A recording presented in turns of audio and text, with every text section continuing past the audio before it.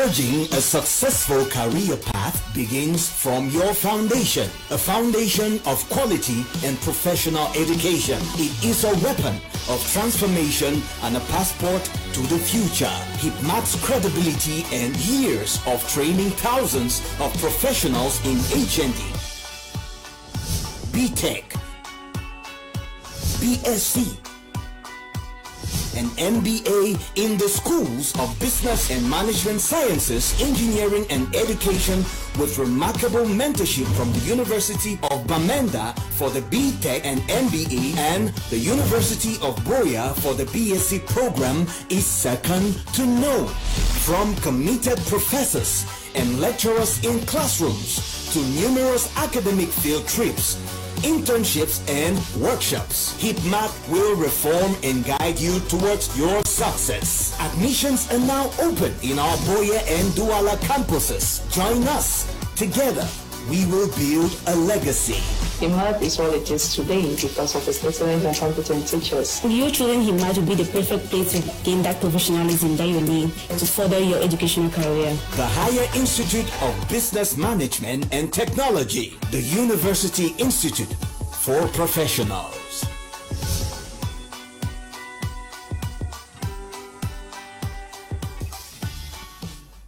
Good evening, televiewers. You are welcome to this first edition of Prime Hour on Media Prime for this week. We this day are going to be discussing on the ongoing crisis, asking who does not want an end to the ongoing crisis, and also finding out who benefits from the spoils of the war, because if persons are promoting it, surely they got benefits to reap from it. We are also, in the second part of this edition of the program, be looking at what the mourners said. Did they drive any message home, or the National Day for mourning was a formality in Cameroon? We are going to be discussing this with panelists who, two of them are already in the house. We are expecting Andrew Temebako to join us in the course of the program, but Professor Mark Anthony is in the house. So really good evening and welcome. Thank you, Leo, and to my fellow panelists and to the million viewers out there watching at us. It is a beautiful evening, and I believe that we are here again to educate, not to make ourselves sin. Good evening to you, Tamfu Jones. We are glad to have you once again. Good evening, Leo. It's all my pleasure. It's November, and this is the first edition. I'm privileged to be here today so that we can share our views to see how we contribute in nation building. Good evening, all the viewers who are out there, making sure, because we are here because of you guys are out there watching and chipping in what you also have in mind. So, good evening to you all. We are not going to have the fourth panelist for tonight, who was supposed to be the representative of the PCRN party. She just sent words that she cannot make it because the child took ill some minutes ago, but we are expecting Andrew Atemebako to join us as we discuss for this edition of the program. I'll start with you, Professor Mark Anthony. What's happening with the war? We are 4 years into the war, conflicts in the southwest and northwest region. From every indication, there is no sight already for an end of it. Mr. Leo, I want to say that we are in a situation which most of us did not bargain for, simply because some individuals had decided that they are going to engage in a war which I don't know how it came up about, and such persons are actually making sure that this war continues at the detriment of the civilians who are out there dying every day. From that particular question you asked me, I believe that at every given moment when there is a crisis, there is a possibility to handle it. But when this crisis is not handled on time, there is also a possibility for it to degenerate. And it degenerated from the year 2016 till this day. We are still fighting and lives have been taken. From my understanding, Mr. Leo, there are some individuals engineering what is happening behind, from both sides, from the government side and from the separatist side. And I want to say that those whom, from my experience, have not given any position that is really a compromising position, the separatist guys, because sitting out of this country, some thousands of kilometers away from us, they define what should happen on the ground, and a lot of persons are dying there on the ground because of their simple decisions. So I think that there are individuals who don't want us to have peace. There are individuals who have their position that they want to take, that they have taken, that they don't want to give up, and knowing very well that if they don't give it up, they will be making money out of it. So we are suffering because of this situation, Mr. Leo. I might not want to get involved in talking about things that I don't know more. Okay, we are going to be looking at the stakeholders involved in this situation, but as we are going to be discussing, Tamfu Jones, how do we explain that it started with a teachers and lawyers strike, and today we are 4 years into the war, and no solution is found? People keep dying every day. You see, both parties have to be blamed. It is due to the laxity of the government in solving the problem that was very little that it degenerated, and some individuals came and took over the whole show, and the nature of the games changed up to today that we are suffering. There's a statement I always used, Mr. Liu, that if a mosquito, it's until a mosquito lands on your testes that you will understand that not all problems are solved with the use of violence. It did a mosquito land on our testes in Cameroon, and we did not understand that saying, and we used violence, and now we are bleeding. Because look critically, because at times when I hear people say that people are manipulated, I begin to ask myself that who is manipulating who? Because from the beginning, if these people ask for whatsoever they ask for, Mr. Biya said once said Bamenda is his second home. It cost him nothing to go to Bamenda himself, because to go to Bamenda himself and solve the problem. Listen to the people, say that I have heard you. I will see into your problem. That was all. But it was a political problem. Mr. Biya committed the first error by sending administrators to go and solve the problem. Ministers are administrators, they are not politicians.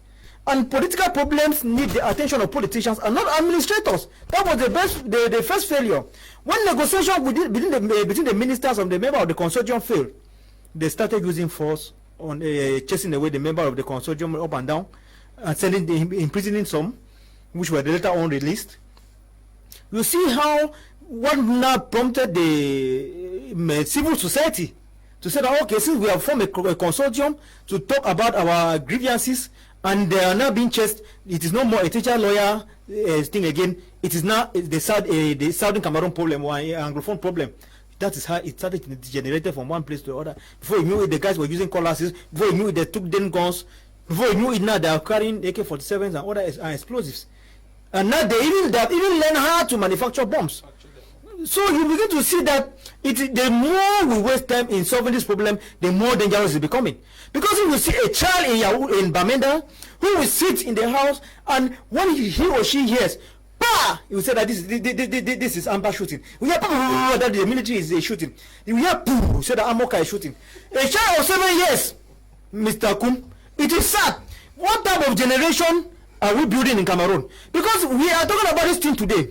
If the government succeeds to neutralize all the separatists, those in the diaspora and those in the bushes, there is a next generation that is coming up. That if this problem is not solved now, genuinely, we may still have to face this kind of situation in the nearest future.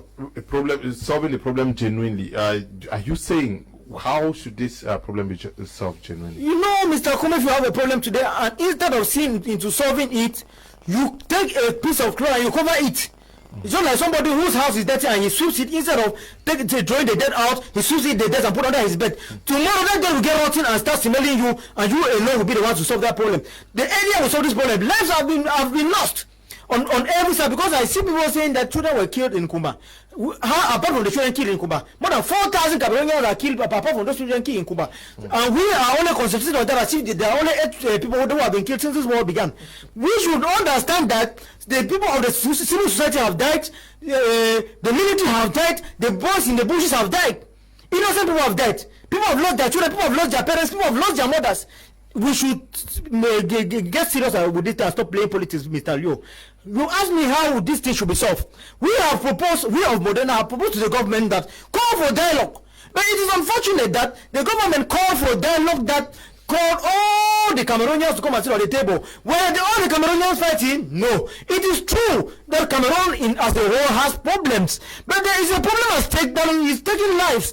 First of all, solve the problem at stake before you see how to solve the national problems. Now they went there at the dialogue. 1 year after the dialogue, they are still killing children in school. We don't understand. Because if the dialogue has succeeded and achieved its goal, I don't believe any other soul will have been wasted again. Yesterday, 2 days ago, they said it was national mourning on the Saturday, on the weekend. Public holiday in a public holiday. I do not understand what strategy was that. I see it as an insult after all. They did it, and today the mourning period is over. Oneness. So after the morning, we'll continue killing. Okay. Now, what has been the effort of the lawyers or teachers who started this whole stuff? Have they given up? Have they just observing? Because we are looking at who does not want this crisis to end. The teachers and lawyers initiated this whole stuff. Do they no longer have a voice in it? Can they not press for something to be done? You know, ever since it was hijacked by the separatist fighters, they lost their voice and they lost their positions and ability to actually act as mediators in resolving the Anglophone or the war in the 2 regions that later on erupted.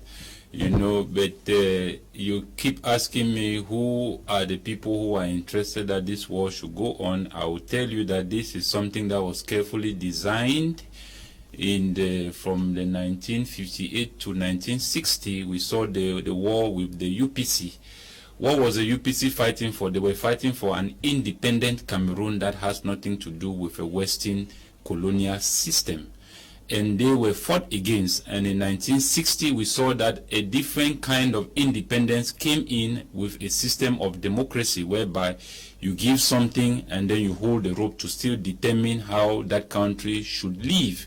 So at the end of the day, it becomes that the population of that country are not being consulted to what is their position of the kind of government they want. So you come to realize that at that level, you realize that this is already carefully planned, that things like this will always erupt, because when people want to free themselves from that rope, they begin to fight against themselves. And as they keep fighting against themselves, it falls in line with the interest of those who have put that system in place. So I'll start to tell you by number 1 that this is in the interest as well of the government that the war should not end. The reasons are too many. Number 2, you also have certain individuals who are also benefiting from the interest of 2 parties who wants to erupt a war at their own interest. Also, the separatist fighters are also interested that this war should not come to an end, because everybody has a very huge interest. So it's just like 2 investors come into an environment and then it draws other small micro investors to come and carry out the operations to get their business running. So this is why it is very complicated, Mr. Leo, for this war to absolutely come to an end, and expecting a genuine and lasting solution coming from the government, because looking at the statistics and the picture clearly, the hands of the government is tied way back from 1960, like I referred to the war of the UPC in 1958. So Cameroonians, like I still say, must understand that nothing genuinely, not that something good may not come from the government, good things have been coming from the government, but what I'm saying is that a genuine and lasting peace and solution to resolve the conflict in those 2 regions may not come from the government, because we realize that the problem goes way back even before the 60s. So what I'm saying here, Mr. Leo, and that is why I see the need for certain individuals or certain organizations and bodies to step into, because you come to realize that if the church does not step into the scene and begins to actually bring the law and order, then we will not absolutely get what we are looking for, because both parties are fighting but they are not facing each other. I ask myself, who are they facing? It comes back to the common man. I still do not understand how come the people in the northwest and southwest have fled that region. The question here is, who is causing them to flee those areas? You come to realize that, Mr. Leo, if you have to put an election today and ask the people of those two regions to vote the military or the amber, it will shock you that they will vote the military. Because I don't understand at a certain point where a revolution becomes a business of merchandise, where you turn against your own people. And that is where the Ambazonians have actually sold their names to the international community at the end of the day, Mr. Leo, because this struggle was supposed to be faced and targeted towards the government. Their plies and their supplications and their need was supposed to be faced towards the government. Their sanctions and their bullets were supposed to face the government. At the end of the day, how then does it come back to the common man, whereby now the people are even begging the military to be all over? People are happy today in Bamenda because military is everywhere in Bamenda. People can now be safe. So at the end of the day, Mr. Leo, you begin to confuse here who is for who and who is not for who. So this is very complicated, and I still say that it is going to take another stronger hand to step into the scene, and that's why I've been calling on the churches and I've been calling on all the men of God to regroup and get into the scene and start seeing how this situation can really be resolved. Because at the end of the day, it is not only the citizens of those two regions, the citizens of this country we are losing, we are also losing members of organizations and Christian denominations. So the leaders of those churches are supposed to stand out and step forward and begin to put their faith to work, so that they can become the lambs, they can become the shepherds to actually fight for peace, to return to their land, to their region, to their society, to their community. Mr. Liu, that is what I'll put for now as per to the question you have asked. Okay. Now, Professor Mark Anthony, let's look at the government's effort in wanting to solve this problem. The government actually had meetings with the teachers and lawyers in Bamenda, and later came up with the major national dialogue. And anyway, they equally have done, they came up with the Commission for the Promotion of Bilingualism and Multiculturalism. And, but when you look at the implementation process of especially the recommendations that were arrived at the major national dialogue last year, do you think there are persons within the government circles who would not want, or who are slow at with the pace with which certain recommendations are being implemented? Mr. Leo, to accept that there were actually good recommendations, if we had good recommendations, this particular war would not have taken place in the first place.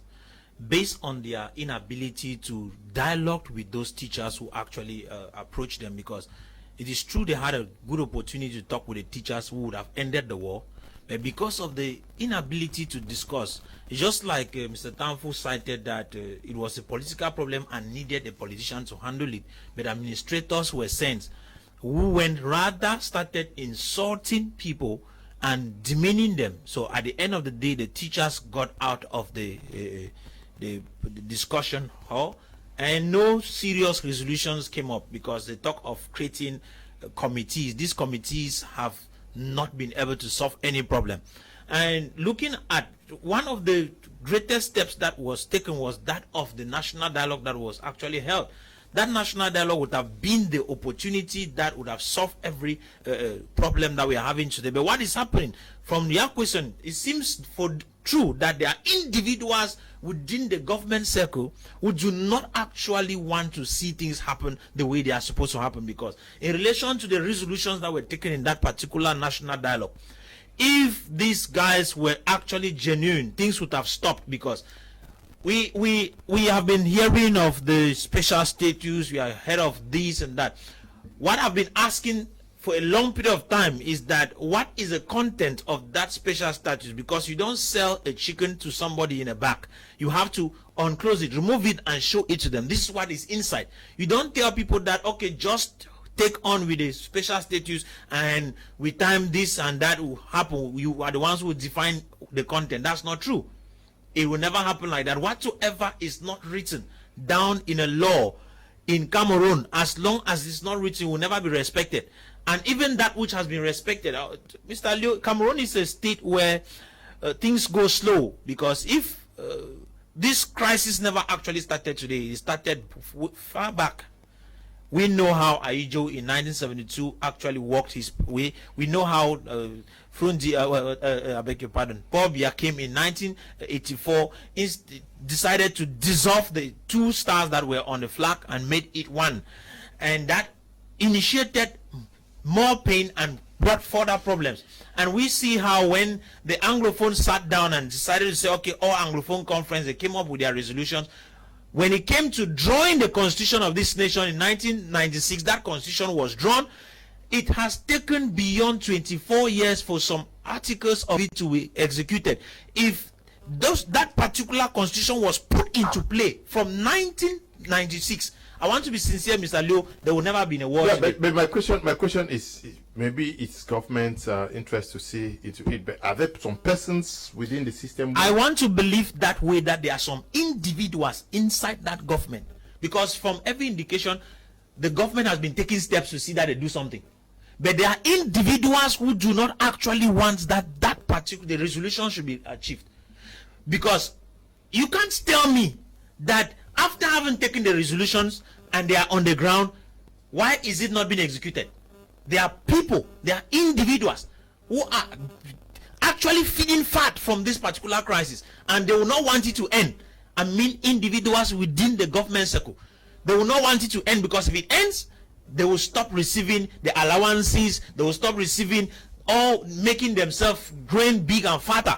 So to me, Mr. Leo, it is plain and clear that there are some individuals, if not an individual, who is behind this slow approach to handling the issue. And I don't know if these particular individuals have Cameroonians in heart, because if they have Cameroonians in heart, they would have seen into it that this problem is solved once and for all. Okay. You see people dying every day, they will come and do condemnation and go back and do nothing. And that's where we have a problem, Mr. Leo. Hello, Mr. Leo. One of your My Media Prime followers, Mr. Leo, my take on this is that the government do not want to solve this Southern Cameroon problem for a reason you and I don't know.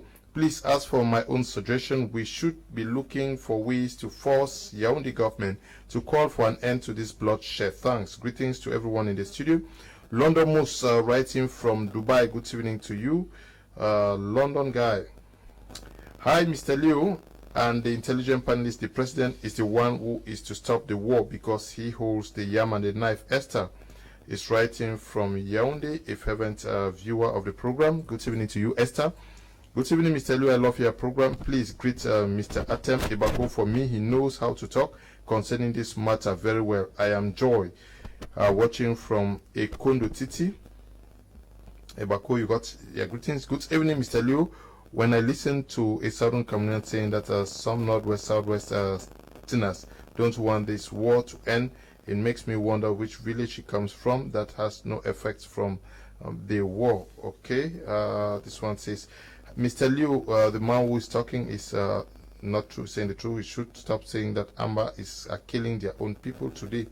Okay. John Gum is writing from Victoria. Okay, it's not easy to talk here, John Gum. I hope one day you come and sit there and talk. Yes, Tamfu Jones. Is there also a squabble between the government officials? Because I remember some months back, Jeune Afrique, Jeune Afrique reported that the Prime Minister is the one who initiated the dialogue with Ayuk Tabe, but that the Secretary General of the Presidency is opting for a different way of solving. Are we also suffering? Is the population suffering because persons within the government circles want to be seen as the stars, as the persons who can solve this problem? I think so, Mr. Leo. You know, Professor Mark Anthony said earlier that Mr. President Biya is the one who can solve this problem. Yes. Because he's the one who has the knife and the yam. Like Esther says from Yaoundé. You remember that Mr. Biya was out of the country, I think in Paris. When he came back, stood at the airport and declared war against terrorists that yet were not existing. He declared war on people that is declaring war on against terrorism. Then we have no amber. It is after that declaration now that there was there was no attack before he made that declaration. There were attacks, but they had not adopted a name, which is covering them as it is doing today. So how will you describe the attacks? Now they say it's terrorism, right? And afterward, they are the same people who said that it was an internal problem. Because he declared war against terrorism. When they call it war, they say, no, it's not war, it's a crisis. Internal problem that they are handling. And for the past 4 years, people are dying and they are handling the problem in their own way. If handling this problem for the past 4 years and they have not succeeded to put an end to that problem, it means that there are people within the government who don't want this problem to end. Ask me how, and I will tell you that when these guys, some of these guys are going for missions to this war zone, the RICS package, the bonuses, the allowances are huge in such a way that some should be having story buildings left and right now. They are the expense of the taxpayers' money. Now, from the other part, when you look at these guys, it is true that I somehow feel bad and frustrated to point fingers when I hear somebody who write from Victoria that it is not true that the Ambas are killing their brothers. It's from Victoria. We mean that he or she is writing from Limbe, and he's on ground zero. So we from Douala, we may not have that information clearly, but it makes us somehow perplexed in pointing fingers. That if people on the ground are saying that the Ambas are not killing their brothers, how will you conclude now? That if the Ambas are not, if the people on the ground are refusing that, they are not being killed by the Amba, except otherwise. So I was saying that on the side of the separatists, are you saying that separatists don't kill? I am just telling what are you saying that separatists don't kill? They do kill. I said here once that in a war you don't expect morals. I said that at the beginning of this war that Mr. Biya will see into how he would solve this problem. Because as long as you are fighting war, people of both sides will die, people in the middle will die, and the people in the middle are the ones suffering the most. Because you cannot deny the fact, Mr. Leo, that these guys are feeding fat, the Ambas. The ones that are home are feeding fat from this crisis. The ones that are abroad are feeding fat from this crisis. Not. If they were suffering the same way the population is suffering, I think that by now this war will have come to an end. Because the population wants this war to come to an end because they are suffering. Just as wants the war to come to an end because I don't like to see people die. No matter who, every life matters. So if every day we see people condemning the killings of Garbu, we see people condemning the killing of Kumba, but yet killing continue. I said earlier we have had 2 days of mourning. One next. Now that the 2 days have passed, life continues and the war continues, and they will kill again other innocent people. The people who were shot, four individuals were shot in Bali today. I'm here getting information, 3 or 4. I'm getting information that they were musicians, local musicians, that they were not having anything connected to the Ambas. I don't know how true that information is. But what I am saying is that people in the middle are suffering from what they know nothing about. Because you cannot deny the fact that people in the middle are dying innocently. So the government has the duty to solve this problem, and not through the use of force only. Because the use of force has failed. Okay, the use of force has failed. Andrin Atemebako, what do you make of the reaction or the attitudes of government officials with respect to solving these problems? Seemingly every time high instructions have to come from the President of the Republic to act when the President actually appointed collaborators to assist him solve the problems of Cameroon. Mr. Leo, it is a centralized system, and the centralized system was not created by Mr. Biya. It's a system that he came and met.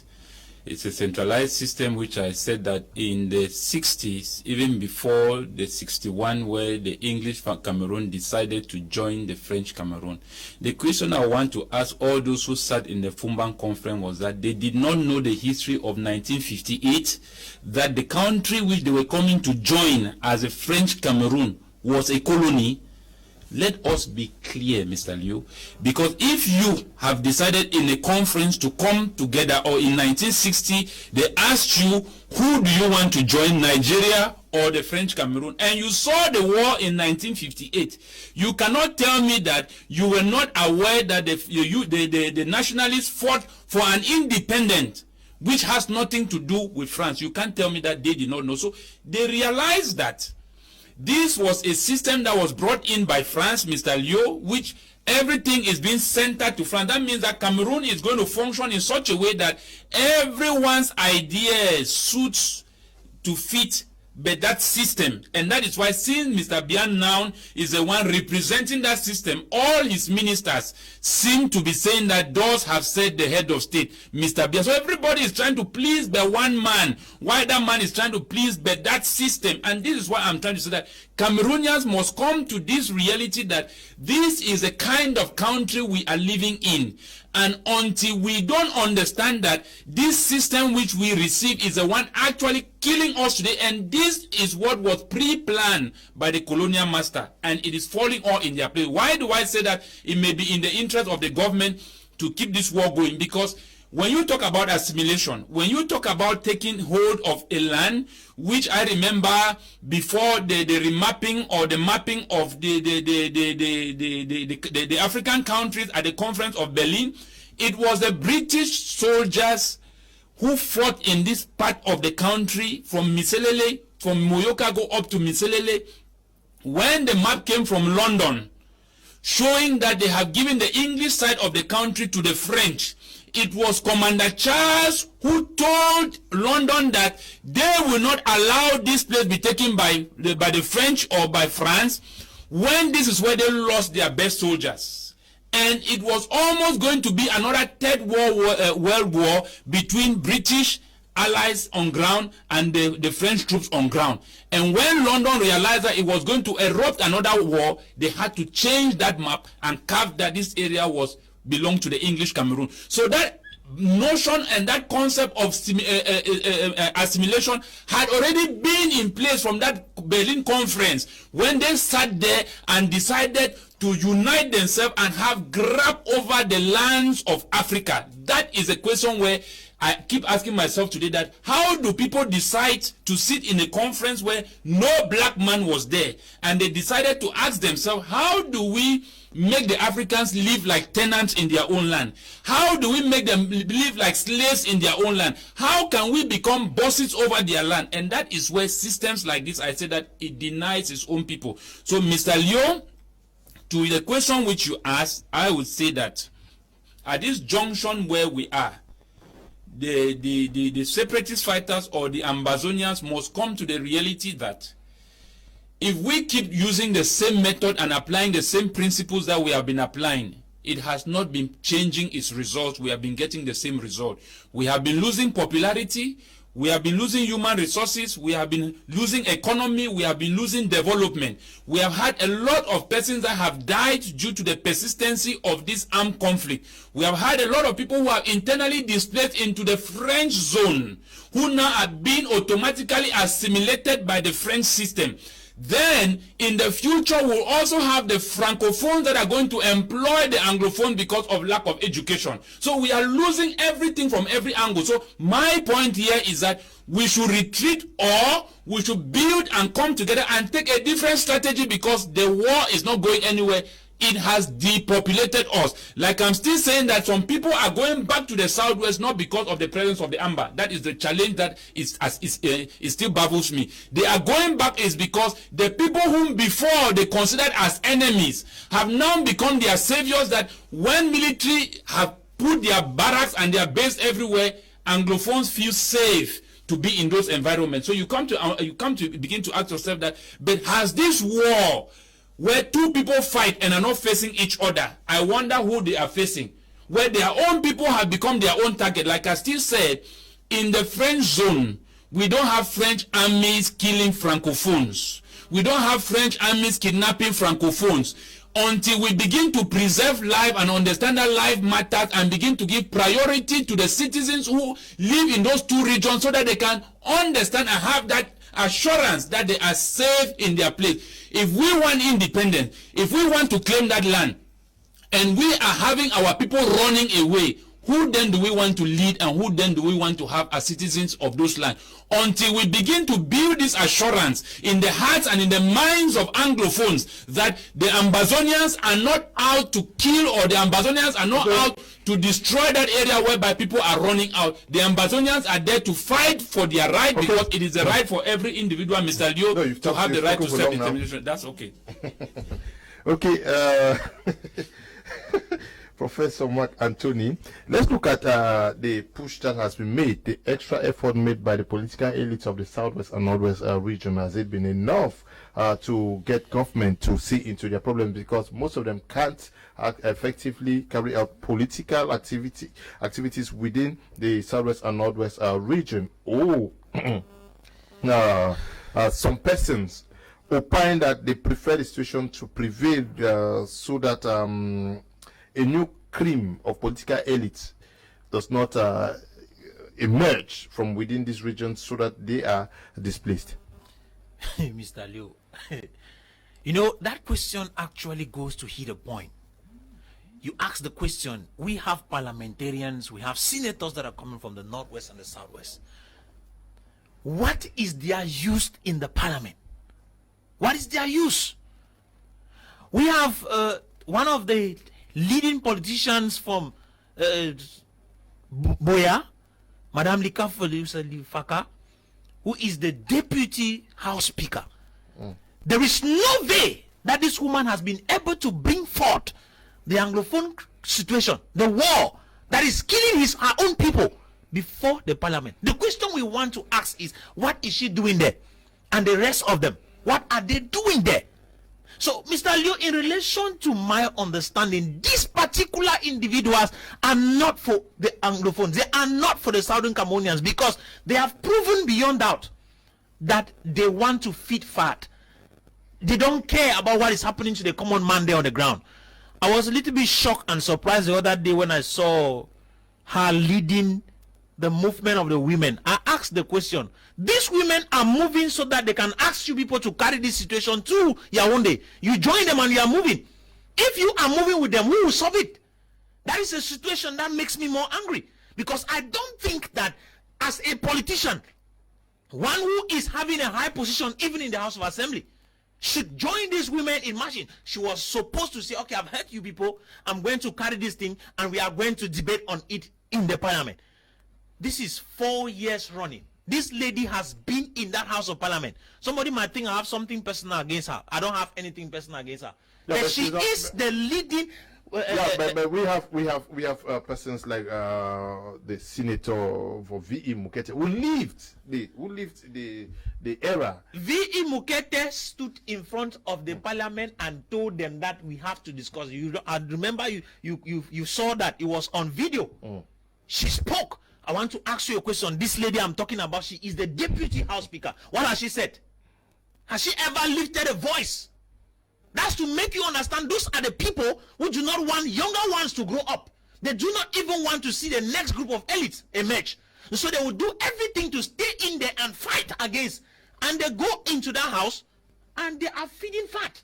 And young Cameroonians are busy dying for them. And when they come, I don't remember if there was a practical, the few people that voted, I don't know if they voted her, because I remember there was a rigging of elections in that particular Limbe. There was. No, she's and she's in Boya. She's MP for Boya. I'm not refusing. I'm just saying that there was a rigging of elections in Limbe. And Boya, there was practically no contestant. So in that case, we are not talking because we just want to talk. It is an anger that is in our hearts, because these women and their fellow brothers who are in there, I'm not seeing their job. Most of them have gone there and disappeared. Can't they lift up their voices and speak? Are they not the ones who are supposed to look after? We gave them the mandate if in case they were voted.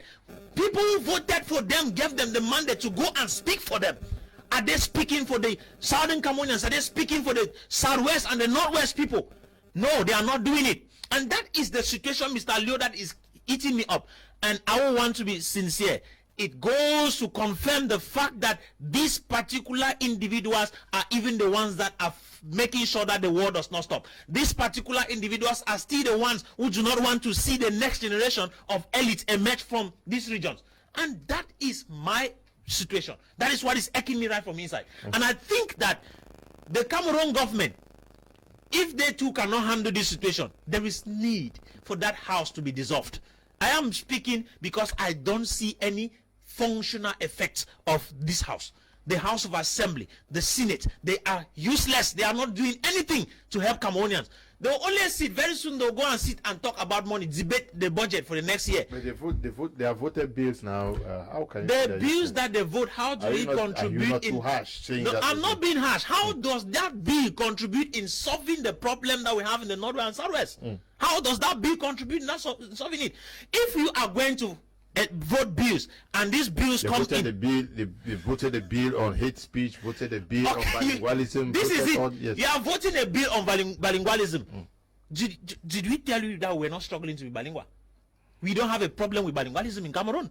Secondly, you are talking about multiculturalism. We are already multicultural. So I don't know why they go and vote for some things that are not supposed to be voted for. Now, the regional elections are coming up on the 6th of December. With the putting in place of the regional elections, is this in any way going to change the situation to calm down the flaring tempers? It will not, Mr. Leo. It will not. I would like to say a bit on what our elites have done so far. I will say they failed, and they are continuing to fail, because if they had not failed, if they were doing their job well from the go, I don't think that the Anglophone problem would have erupted. If they were doing their jobs well, when I look at the energy of this young man, this is our young honorable Ngala Gerard, what he's doing in Dongamantum, if all the elites in the northwest had that energy to work like that in their constituency, I know that it is not the work of the MP to develop his constituency. But now, if we should consider that these guys have voted bills, so the millions of Fcfa from taxpayers' money that these guys chop in the Senate and in the National Assembly, they just to go and vote bills of bilingualism. They vote the bill on bilingualism in a bilingual country. A country that has been bilingual for over 48 years. You still go to see the National Assembly and vote for a bill of bilingualism. And then they create commissions. So that's what they're eating our money there to do. I think that house should be dissolved. Because I think if we should have a lower house and an upper house, it is that when there is a problem in the country, they should come and sit and put heads together. See how they will propose solutions to the head of state so that the problems are solved. And in countries that are even democratic, we see that the house of the lower and the upper houses, they even control and question ministers and the head of state. But here it is the contrary. Head of state write what he writes, and those guys they clap hands and sign. That's what they are eating our monies there for. So these guys have failed, and if these houses are not dissolved, as Professor Mark Anthony said, they will continue to fail us. But they have done nothing, and they are doing nothing. Are you saying that they did not do their homework in voting the law on the telephone tax payment? Which homework?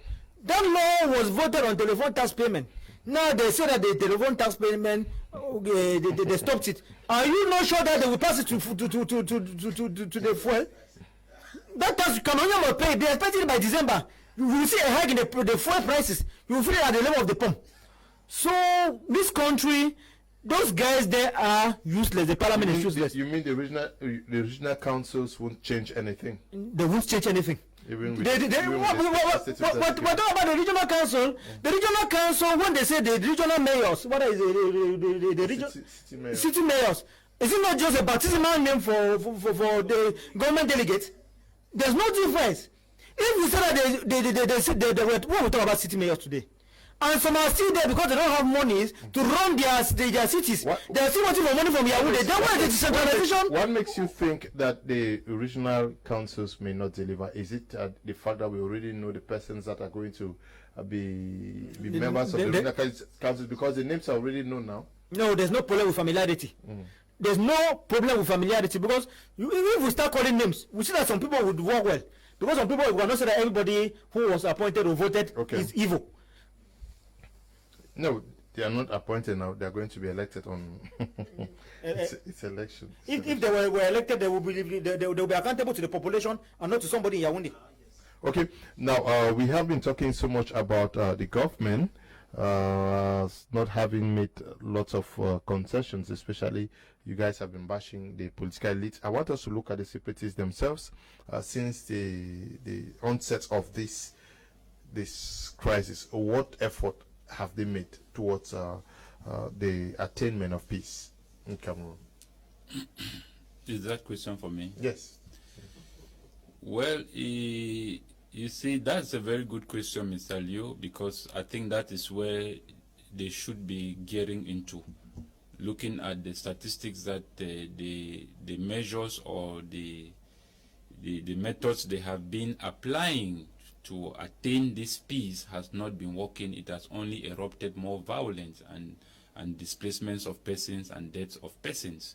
So I think that this is a moment where the separatist organization leaders should be able to come together and to put new strategies to see that lives are ensured and a path whereby even if there's a room tomorrow for negotiations, they can be able to have how will I put it, a body or some representatives who can actually negotiate that negotiations with that might take place with the government. Like I've been hearing of a certain conference in Ghana, which the leaders of the separatist fighters are deciding to hold in Ghana to actually discuss on the way forward and try to see that peace should be what they should be talking about and to build a platform where they can actually negotiate a peace with the government. So I think that this is a moment whereby, looking at the statistics that have been building all the time, that if this war persists, we will not have any more citizens living in those two regions. And you know, any house is always constructed to be inhabited by persons. So if the citizens are not there, strangers will live there. So it is in our interest that our citizens do not flee out from that region. So there must be a time, and this is a time where I think that the separatist fighters should be able to rethink and set aside their differences and their greed and their the need to actually make money out of this armed conflict, because like I still say that this war in those two regions have only been at the detriment of the youths, Mr. Liu, whereby I begin to wonder whether the alleged sins of the father have now fallen upon the children, because I don't understand whereby leaders and politicians who are old enough at the time when 80% of the population of those two regions and the population of this country, making the youth population, were not even born when these men took over power. So I think that it is our need to see that the preservation of life and the future of our youth is being put into priority. So there must be an effort coming openly in the side of the separatist fighters. A clear example will be the school resumption, Mr. Liu. I will still use the school resumption. I said it was not only good to say school should resume. These children should have been offered a level of security to actually gain education, because you cannot say children should go to school when those environments are not secured. We saw the security that came with the ministers. It was a security enough to control and to protect one region alone. So I cannot understand why some of these units cannot even be shared to some of these schools, whereby these children can actually have a safe environment where they can actually learn. So, Mr. Liu, I think that you are right by asking the question, what are the separatist fighters doing to negotiate peace? This is what I'm saying, that it is a time whereby, as I gave the statistics of 1.7 million persons now residing in the northwest and southwest due to this conflict, out of 5 million that means that we are heavily depopulated. So we have to rethink, we have to regroup, we have to retreat, and we must understand that to be declared a winner, you must not need to win. Sometimes you need to run in order to live and fight another day. So to win, we need wisdom. Mr. Leo, I'll give a last example before I go. In Cameroon, youths make up to 60 to 70%. It's made up of the youths. And the old people make about 15%. I don't understand where the challenge is, whereby the old men still decide to rule this amount of number of youth population. The difference with an old man and a young man is that an old man has wisdom, while a youth or a young man has strength and has vision.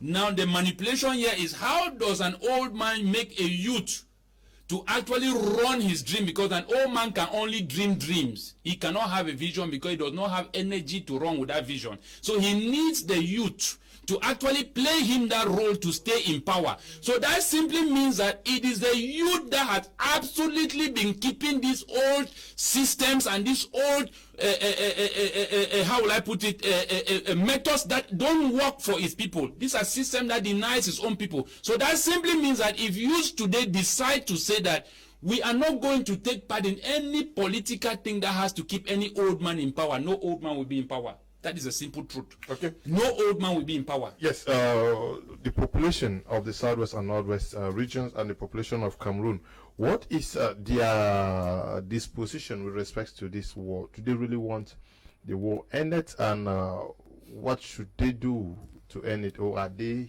helpless? Mr. Leo, considering the fact that when it comes to election, since I learned about the social contract, it has meant a lot to me. It is a contract that they go to enter during elections, giving part of their sovereign power to few individuals to make sure they are able to meet up with basic needs for the people and to protect the people. And from what we have seen for the past 4 years, the same people whom we elected into office have been unable to solve the problem that is taking hundreds, thousands of lives in the northwest and in the southwest of Cameroon, irrespective of those who are dying, because you see babies dying, you see soldiers dying, you see the Amber Boys dying. So it is not something that we are saying that it is an Anglophone problem, because it is already a war that is being fought in the house, which needs to be solved. But we have elected a group of persons who do not have concern for the people. And so, if you ask me if the people are helpless, I will say the people are not helpless. I will begin by saying that we are the ones who gave them power. And if we gave them power, we can take back the power. Taking this power does not mean that we need to go and kill them, no. The same way we gave them through the ballot box. But if they are unable to use it, then we can march down to the street and collect it back. I would be sincere to say this. The Cameroonian youths, I heard Bako saying something. If you look very well, about 70%, I'm not talking only of 60, about 70% population of Cameroon is a youthful population. And this youthful population are being controlled and led by a 30% group of persons who are old and beyond capacity. It is just but normal that when the brain of a person is getting tired, the entire person is tired. And such a person cannot lead you anywhere. There is no vision. The Bible says where there is no vision, the people perish. And as long as we talk of old people, Baku quoted a scripture in the Bible. It says, so young men will see visions while the old will dream dreams. Dreaming is something that does not carry you further, but a vision is what takes you further. The light of a vision is what shows you a destiny, but a dream does not have the capacity to show you a destiny. And so it is time for Cameroonians to understand that these youthful populations have the ability to take back power from these old men who are leading us. If if they are unable to lead us, they are unable to show us where we are supposed to go, then I think it is time for us to go to Yaoundé and tell our father there that we need the problem solved. We can't sit on waiting for politicians who do not have the authority, who do not have the power. I'm talking of our father, our grandfather, because he is our grandfather. Let him be the one to do it. We should not be waiting for politicians who do not have the capacity. So, Mr. Leo, the Cameroon population, they are not helpless. It is simply because for a long period of time, fear has been in control. Why? It's just like I said, when a people vote a government, that government is automatically supposed to fear the people because they are the ones who have given them power. And when these people are no more afraid of you, and they want you to be afraid of them, it implies that that's a dictatorship. That's a complete dictatorship. And we are not here for a dictatorship. We believe that, I've heard some ministers say Cameroon is having an advanced democracy. And if Cameroon is having an advanced democracy, then it implies that intimidation is not supposed to be part and parcel of the issue. Military rule is not supposed to be part and parcel of it. And Mr. Leo, problems within the house are not solved with military solutions. A military solution is not the strategy to solve the problem that is taking place in the northwest and southwest. But because of lack of vision, those mistakes have been made. And I think that it is time for the government to retreat. Go back and revisit your ideas and the proposals you have put in place and the solutions that have been used. If they are not working, then it is necessary that we reinvent other measures, because that is the only way through which this problem will be solved. If we cannot go back to the drawing table and redefine the strategies, stop the military strategy and go back to the peaceful solutions that we used to have. Cameroonians are people who love they don't like war. Okay, so let's take war away from them. Cameroonians are peace lovers. The international community, do you think they don't want to see this problem fixed, Tamfu Jones? And what do they stand to benefit to see a nation bleeding for over 4 years now? I have asked that question to myself 1,001 times, and I've had no answer.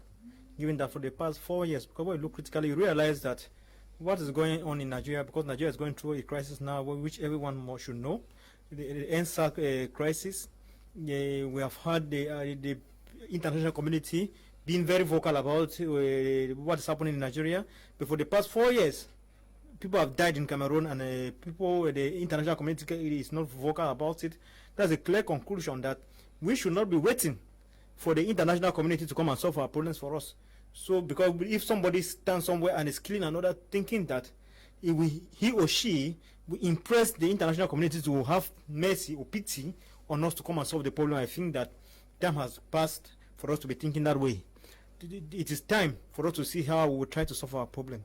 When we start looking about the politicians, I begin to question myself, because Professor Mark Anthony just said that the politicians are no more afraid of those who voted them into power. I ask myself, if the politicians are not afraid of the population, then who voted them to power? Because normally the politicians are supposed to be accountable to those who voted them to power. If they are not accountable to those who voted them to power, it means that they were appointed.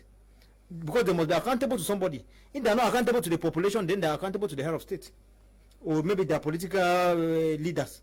If not, politicians are supposed to do as the people say. If they are, because when we talk about politicians, people think of the opposition. When we look in the National Assembly and the Senate, we have Anglophones who are there from the ruling party. What have they done as Anglophones? Knowing very fully well that it is not well. But when you come again to think of when somebody makes a statement that when Yaoundé is breathing, it means that Cameroon is living. You come to understand of it that these guys think only about themselves and they don't care about anybody else. You people, if you like fight and die dead, they don't care. So I think time has come for us to sit and re-strategize, as Professor Mark Anthony said earlier. And when going back history lane, you will see that in 1958, Mr. Leo, we of the Southern Cameroon had problems in Nigeria, the Ibophobia. The Igbos were treating us almost the same way. The reason why people voted to join the Republic of Cameroon during independence. So I think we should also go down on our knees to pray God, if it has been a curse on us from the beginning. Because if we go to live in Nigeria, they maltreat us. We come back to our borders in Cameroon, they are maltreating us. Then what is wrong? What is wrong? So, Mr. Leo, I think that those fighting should re-strategize that war would not bring victory, but will bring pains and anguish. Because when you look critically, you see families cry every day, mothers cry every day, children cry every day. The orphans that in the nearest future, they will ask, why did my father die?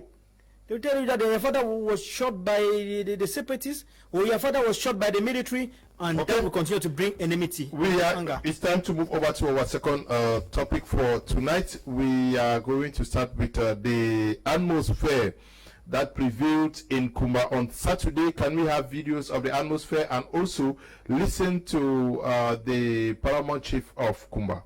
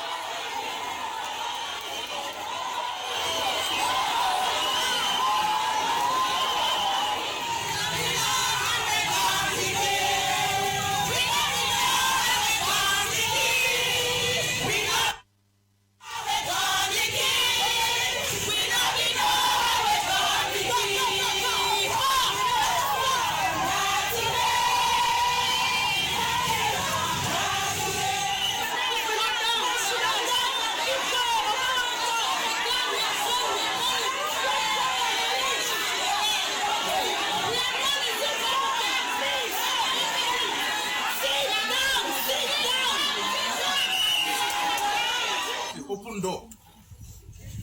He shout, you two shout back. He shout, you two shout back. What's going to happen? But if he shout, you no answer. You say no answer. You say peace. Come, go, Papa, enter house. Stop, sit down. You don't go feel fight again. No. Please go there for your house. Yes. Now the thing that you must do. Nothing that you must do. Because if that fight happens, now you go be the biggest loser because you don't there for your heart. Yes. Now woman that they bring peace for every nation. Yes. Every place of the world, now woman that feel stand up, end war. So as we sit down for years, now we have to end this war. Yes. Now we end this war.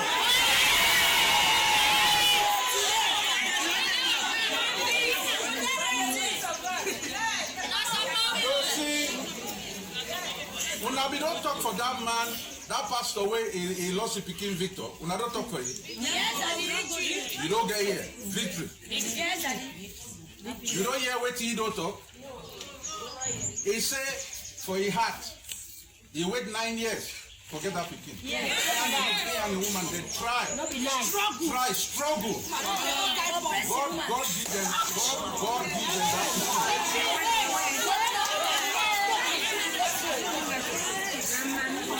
God, when he did that, I think he make his name say victory. Yes. That victory not be any kind of victory. Yes. Even inside a church, now victory be they play the drum. Yes. So victory not be there only miracle picking. Victory be there also servant of God. Yes. And if the Almighty God, who has all the power, who sees everything. Which when one work and one go, we go pray for Moto, we go pray when the goes there. Say it cover us. Say the blood of Jesus to cover us. If this thing pass and God did it, he allow him for happen. God not be fool. Yes. And pastor he said when he don't lose it, he said now this God give it the Peking. And if this God decide say he want take him. Use that pure innocent blood for bring peace for many more. Yes. Say 7 go, and if you talk for the other mommy them where they don't look, the picking the way they take na so the best one. Na so the good one. So that the best ones go be sacrificed, and never for nothing. Never for. Okay. We saw the women there. They said, we want peace, we want peace, we want peace. Tell me back home. They want peace. Who are they asking peace from? Who can give that peace to them, if not themselves? And when you look at the numbers that came out, can any force overpower the women that came out? Look at the numbers behind them. Can they not force both sides to end the conflict in Kumba? Mr. Leo, I see that outing like the Grand National Dialogue. Okay. Where people are being called to cry, die, and after they cry and they die, they go back home. Because I don't see where they would assume that those children are sacrificial lambs, where a child will die in the place of an old man to keep the old man to what future or to what destiny. People who have already finished their life, they've lived their legacy, they've made their fame, they've had monies until they don't even know what to do with monies. And these children have not even started opening the topics of their life, and they assume them as pure-blooded children to bring change. If these protests were to bring a change, it should have persisted not only after this day. I should expect people sleeping in carrefours. These people, this population I'm seeing. Yeah, but that's the question I asked, that can they not force an end to the violence in This Cuba? is what we have been saying, that this is the population of this country which makes the youths. If they decide to take back their sovereignty in their hands, because we said that we have elected a government, indirectly we did not elect the government. It is a colonial master who chooses who to be in power, because that is why elections are conducted. We already know the outcome of it, so the people are already used to. So we say that we have elected a government. That's what we say. But that is not the case. So I think that if you have assumed responsibility, or you have been given a responsibility over something, and you fail in that responsibility, I think that the person who handed that responsibility to you should assume back responsibility. So they should be able to go back and claim their sovereignty. This is what I am saying, that the Cameroonians themselves must find a need to set aside their differences, like we saw in South Sudan. They kept all their differences and came together and said, no, we have to change this system. Like we saw in Mali, they set aside all their differences and they said, we have to change this system. Malians have even been a worse victim than what we are facing today in Cameroon. For 25 years, under a democratic system by France, has disfavored the people. So until we begin to understand that in order for Cameroon to be redefined from that 1960 and 1961, it will take the Cameroonian population themselves. That makes the majority. And that is why I said that if a population like this goes out to the street one day, 2 days, and the number is only increasing, by the time it start making the 15th day, it would have been a whole talk of breaking news around the world. CNN, BBC, all other local televisions in the United States, Europe will be talking about what is happening in Cameroon. That is what we are seeing in Belarus. In Belarus, we have 100,000 of people on the street. That is a breaking news. The United Nations cannot sit back because they feel an urgency that a voice of a people is being spoken, and they cannot sit quiet than a voice of a political party or a state. So what am I saying, Mr. Leo, is that this population I'm seeing that went out on Saturday in Kumba should have persisted, not only on the account of these children who died, these precious children who died. I cannot understand, Mr. Leo, in the midst where two adults are fighting, and they decide to use their shield as their own children. I wonder what future really do these children have in those two regions. So do their life no longer become matters? Do they no longer matter anymore for us? That parents will sit down, and even elders. The chief who spoke there is somebody, I may not say I know him very well, but it's a family that I belong to that family. He has many children. But what am I saying here is that let us not politicize the death of these children, and let us not use some kind of religious scriptures to how will I put it, to vindicate why these children died. Mr. Leo, the population that came out that day, I was encouraged. But that population should have come out not only in Kumba, in Bamenda, in all the towns and cities and villages of the Northwest and Southwest, and that should have persisted. If it happens like that, the ambas themselves will come to consciousness. The government themselves will come to consciousness, and I can bet you that a crowd like this can negotiate peace. A crowd like this that persists and only grows can negotiate peace. And that is why I said that the civil society, the population, and the church needs to come out. The church has been very dormant. Mr. Leo, let me give you a good example here. We are seeing today in the West. People may not understand why the West is suffering the coronavirus. This is a virus which they are going to suffer and pay dearly for their exploitation and the destabilization and the killings they have been carrying out in Africa. And some of these things that we are crying today, which we know that the West is behind and they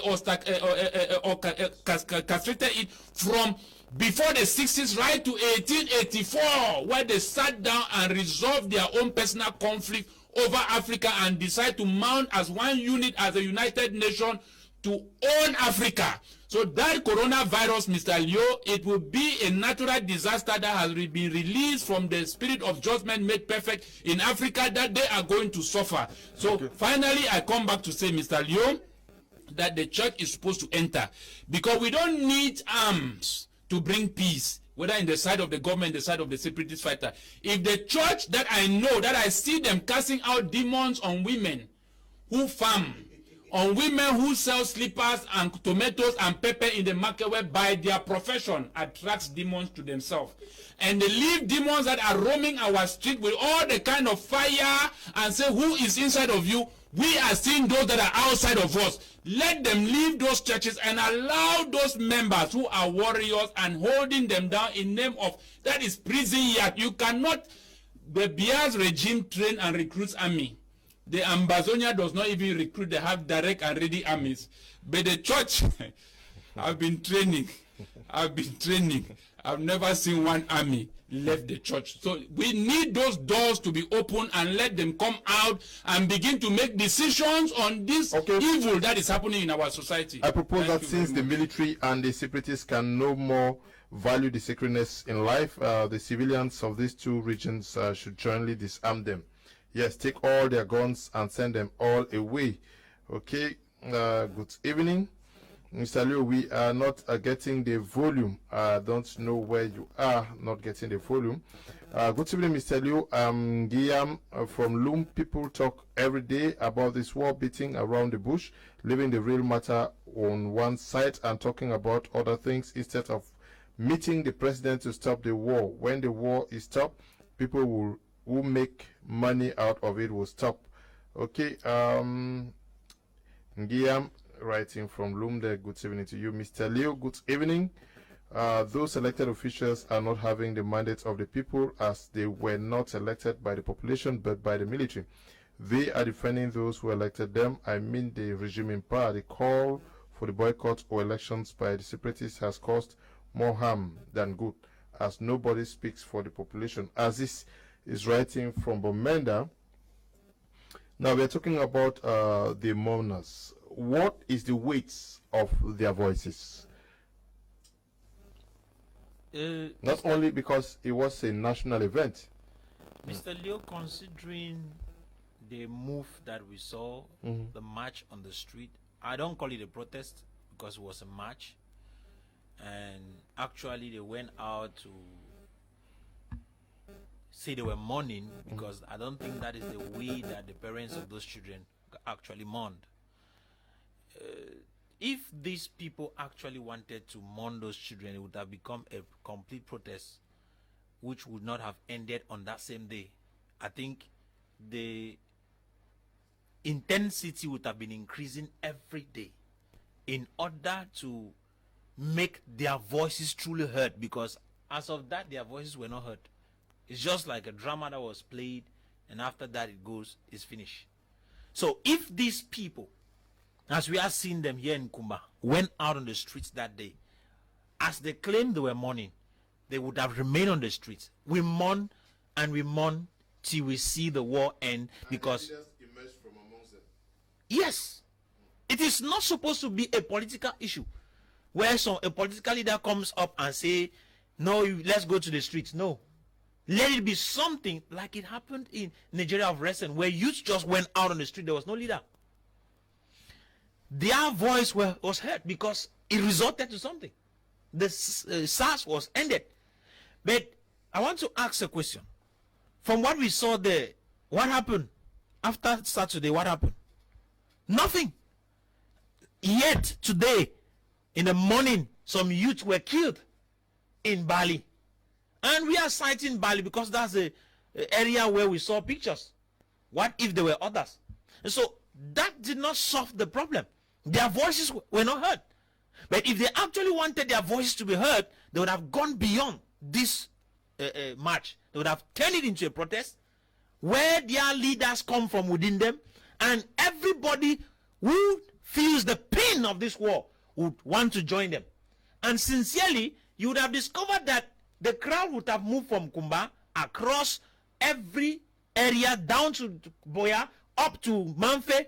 From Manfe, you discover that Bamenda and all like that. The issue is to be overtaken by some other persons with other intentions. Mr. Leo, it is just normal that once the people go to the street, we can have hoodlums who can come in. But in this kind of march, the military is supposed to join in protecting them. We expect that the military also should hang their guns and say, okay, for a long period of time, we have lost a lot of people. We have lost a lot of our mates. Let's join these people and let's march. When we go to the streets together, military and the civilians marching together, it will turn the thing around. In Belarus, like Mr. Abako quoted, you discover the military join in one, police people join in a particular area. If our military join and go to the street with these people, we say we have lost a lot of young people, because I will be sincere to tell you, most of those who die, who go to the field as soldiers, are youths, children, from 18 up to 23. Those are the kind of people dying there. The old ones are sitting in their offices and sending them to go and die in the field. That is where there is an issue. So I believe that if these people went out to the streets and the soldiers saw it and said, okay, let's join together, let's march, we'll walk till we arrive Yaoundé. Before we leave Southwest or Bamenda and going down to Bafoussam, through Douala, the crowds would have joined. From the west, the littoral, as we are moving, we will arrive Yaoundé, Yaoundé join. The people of the south join. The people of the east join. And I saw some women in the north also, they would have moved down. And we all match in Yaoundé, and that would have meant a lot. It would have caused the pressure, and the voices would have been heard. But since it was misdirected, everything is directed to Yaoundé. How do you direct the force of their voice to the separatists? Mr. Leo, I am directing it to Yaoundé because I believe that Yaoundé has the knife and the yam to this point. What if Yaoundé decides today that, okay, we want this to happen, and then the separatists say no? No, then the people will rise against them. It is just normal that if the people want that the problem should end, they will end it. It is in their hands. When I say it's in the hands of the government, it's because I believe that the government can say, okay, let there be a ceasefire. If those guys refuse to respect, then the population will be the ones who disarm them. You kill 10 of us, but we'll make sure we disarm all of you. Okay. That's how it's going to be. I think the population of Cameroon can unanimously shift lines in the political space of this nation through a nationwide peaceful march and a protest for a resolve. The civil society has a great role to play as Cameroonians, not some state-sponsored initiatives or political party maneuvers. The government of Cameroon should take responsibility and quit the blame game. The destiny of Cameroon is bigger than political expectations. We all need to rise up and pursue a national agenda. The lives of innocent children shouldn't be mortgaged to drive a political point. Apostle Collins Wilson, I'm sure, writing from Limbe. Good evening to you, Apostle. Cameroon in 14th century, while we are 21st century. Secondly, Hitler instructed his soldiers to occupy. Okay, more grace and favor to the panel and host, Mr. Leo. It is time for eruption in France. The children and all blood spilled in the crisis will affect France without end. For southern Cameroon, the will of God is at the corner. Stand still and see the salvation. Okay, their programs are life-giving. Evangelist Emmanuel writing. Many men of God writing this evening. Good evening to you, Evangelist. Hello, Mr. Leo. Good evening to you all in the studio. I think government doesn't want the crisis to end for their own selfish interests. I've raised my case. Are they not tired of sending condolence messages to the people every year, visiting bereaved families every year to me by the, okay, Emmanuel writing from Guso in Yaoundé.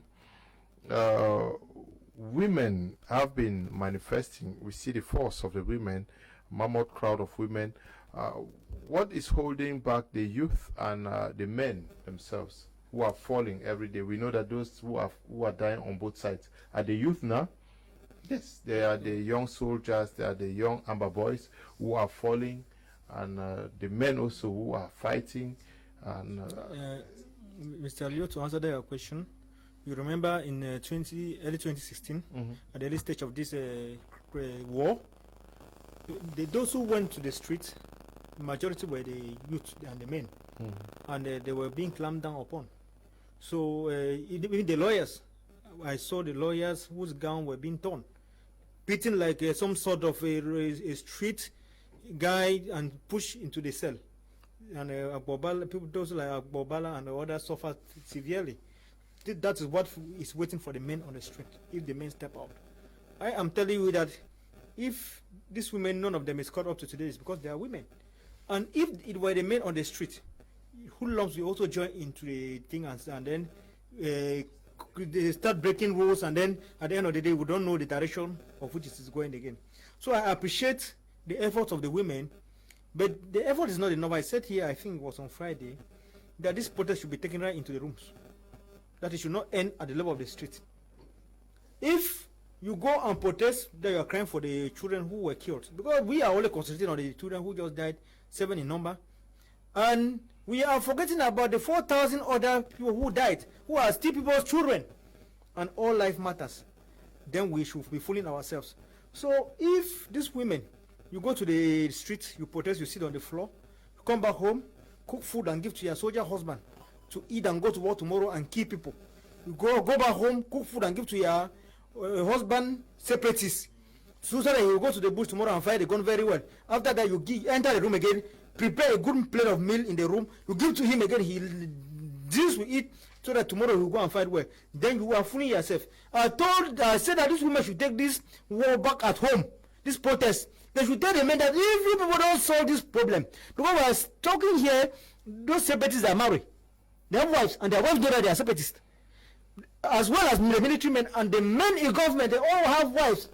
And the wives know that these men are the ones who have this decision or upper hand over this problem. But they are not doing anything. So I expected these women to tell their husband that as long as there's no peace in that place, there will be no peace in this house. You will not have peace in this house till you solve that problem. That's what I expected from the women. Now, talking about the duration of the march, I see ministers going to Kumba to condemn with all energy and send the condolence messages from Mr. Bia. Is that so? Every day you send messages, you come and kill people. I would say you kill people because you who encourage a war, you who fight the war is a killer. You people fight, kill people, and come back to give condolence messages. I think that we should stop fooling ourselves and end this useless war, because the war is not helping us, it is bringing us down daily. If we say that these women should have come out in their numbers and march, asking for the end of this war. Now the war has not yet ended. Why have they gone back to their houses? At times, you will see that when some Cameroonians attempted to say that they were being hired, you see this with them. If not, who came out to march so that because lives have been wasted, so that the war can come to an end. Hired, please. I said that. No, that crowd cannot be hired, please. We should respect when people do certain things. If your mother was among that crowd, I didn't say they were hired. I am said that when you start a fight and you leave it halfway, at times it makes people to be tempted to think otherwise. Because if you start a fight that I want this war to come to an end, because when I hear the women talking, you don't hear any woman say that these people kill these people kill these people. They are saying that they want the war to come to an end. And if they had gathered in their numbers, Mr. Leo, and the leaders came out, those leaders would have either been brought over or threatened, okay. And the fight would have gone nowhere. Andrew Atemibako, yeah, did you read in the women a sense of desperation, helplessness? People who no longer know where to turn to? Or is it ignorance in knowing that they carry the power to overcome what they are going through now? Those are the mothers of the land. And I think that they are the most touched persons who cannot actually bear to see their children suffering and their children being killed. Those children actually came out from the wombs of those individuals you see there protesting. So I think that the women have a very good initiative, and the men were supposed to go out, stand with the women, the people of the civil society stand with the women, and their pastors stand with the women, and their Christians stand with the women, so that the women should not be left alone. Because now it only seems as if there were a handful of women who went out to protest. So you come to realize that the people themselves in those two regions, Mr. Liu, are not ready for a change. You will not cry a die more than somebody who is bereaved. Because if the people truly want change, if the Okada riders, the taxi boys in that city, the bus drivers, all the private sectors and all the population that matters in that society go out to stand with their mothers and keep that protest going, it will make a very huge impact. Mr. Leo, I still do not understand and figure out whereby a country like this that is made more of youths are still being victimized by a system which they still cannot figure out what is wrong.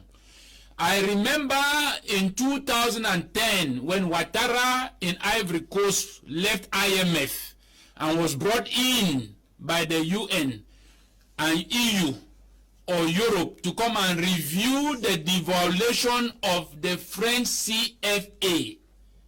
That devaluation led France to gain every month 48 billion dollars every month from that devaluation, away from the colonial taxes that we pay them for enslaving our own people. This population that makes the majority, who are the youths in this country, don't have a future and don't have a destiny. And that is a situation in all other African countries, except the few in the West African bloc who are gearing towards their sovereignty, and that is where Africans and Africa should be gearing to, in a place of self-determination. We have had a very bad system, Mr. Leo. I feel that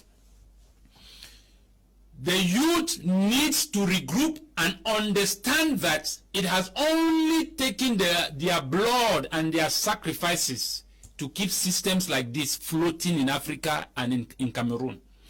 Because for an old man to stay in power or to even see the door to open to step into an office of authority, it takes and live the life of minimum 300 youths who pay that prices and who were willing to stand for.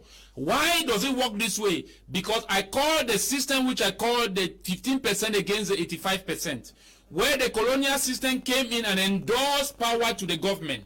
All the contracts, loans, projects, employment passes through the government. So the 85% lives in abject poverty, where they only struggle to live from hand to mouth. Their basic mentality is what they are going to get the next day to eat. That is where they have reduced that 85% to. So that when it comes to the time of election, decision making to keep an old man in power, they use now what the youths or the population needs, which is money, and bribe their energy to keep those old men in power. So that means that Cameroonians, there is a great possibility for you to own back your country and help the government, because at the end of the day, we are the government, not Mr. Bia, not the administration. I have seen in different countries, even in Egypt in 2010, what ousted Hosni Mubarak. It was the population. The military was unable to defend the government because they did not see the people coming out through a political party, Mr. Leo. Okay. The decision and the future of this country, Mr. Leo, lies in our hands with the youths. And until we begin to understand that we must negotiate with these old men, because they must not lead us to be leaders. They can also be mentors. They can mentor us from behind. They can guide us to deal with this colonial system that we are facing in Cameroon. Because right now they cannot do so because they have tried and it's not working. I want us to go to Kumba to listen to the reactions of the mothers who came out on Saturday.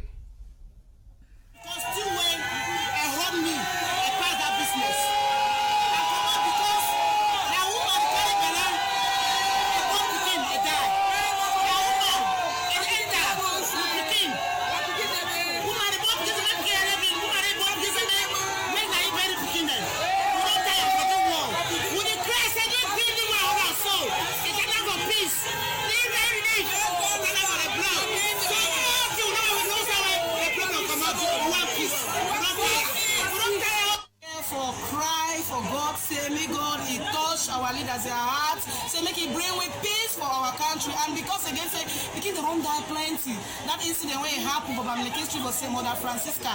So when I had born, it became the kind of 9 months with the heart of pride. It depend with plenty. It depend when they out say no cry, say me violence stop, killing stop. We want a pens and books for the future of tomorrow youth. We they use the stand up tomorrow for fight for we.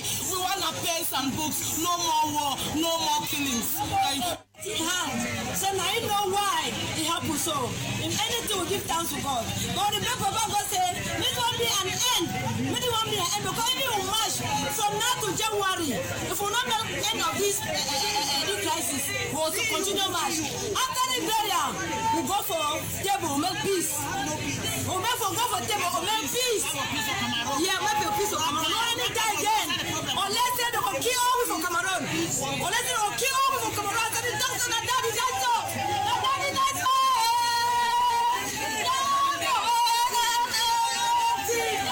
Outside my brother, now for cry out to the Lord God, wait, create every one of us in his image, because nobody know for me friend. Now God pray all of us, but to our greatest surprise, we don't see the Anglophone zone, it be a zone of catastrophe, killing and mismanagement of human beings at any time when they want for do. When they cry out to the Lord, we day for Kona Mutuary here, we come out since morning time, we don't go retreats, we don't go prayers, and we just seek the face of the Lord. Oh, Seigneur, nous parlons au nom des enseignants, nous parlons au nom des parents, nous parlons au nom de ces enfants qui sont morts sans nous. Nous les enseignants, ils sont morts sans nous. Ils pouvaient mourir avec nous. Seigneur Jésus, que ta puissance puisse descendre.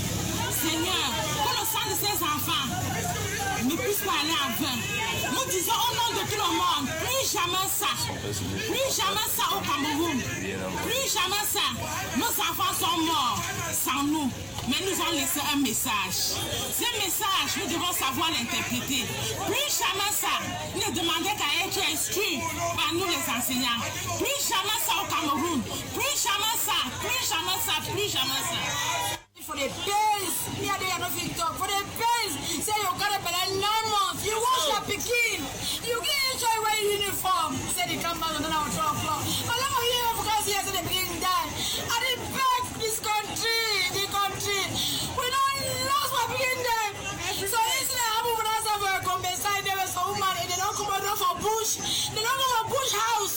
They don't make oil. So they can't sell even get more money. They take the picking. Mommy don't run because that's for war. You know, we can't know my defense. They can't bring the price out oil. And the phone not suffer. And the bad military end. Even the girl who are being there. Now we're going to be president. Now we're going to be Joe. Now we're going to be ministers. With the bed, I've been there for years. Some woman, one of that woman, the way one of them kill on die, the woman don't call them to the hospital. And the bed, now we all together that tree, don't die. Thank you. For peace, because it is what happened when we were here. Our people all wrong go from Anglophone side. Because they go school for day. They were all here. When they go school, they don't can kill them. We don't know who will kill them. But we need peace for people in this country. For people Anglophone zone. We need peace. We need peace.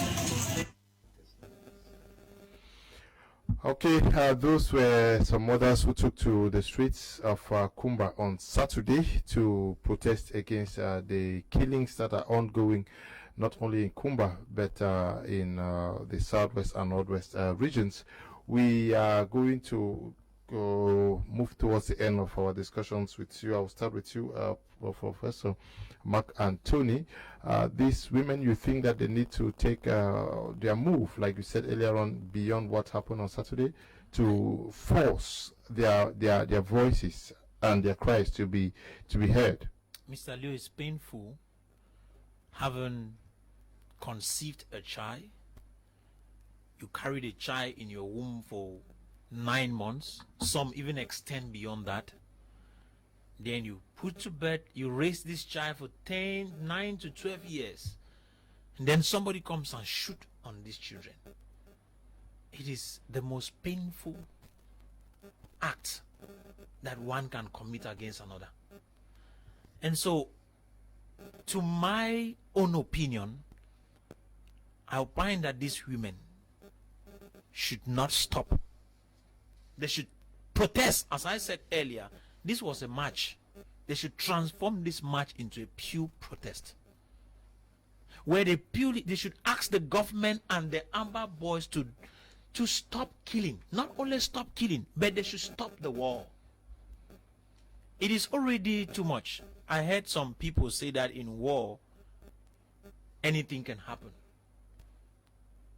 But when you say that, I don't know if you have lost anybody. It's until when you lost somebody that you know the impact of war is not something you should condole with. So, Mr. Leo, I think that these women should go beyond what they did on Saturday. They should press forward. They should not have gone back home. I don't think that if the government sees these women on the street, and I'm not only calling the women, because it is time for the Cameroonian youth, which are the majority population of Cameroon, to join these women and make the voices of these women more heard.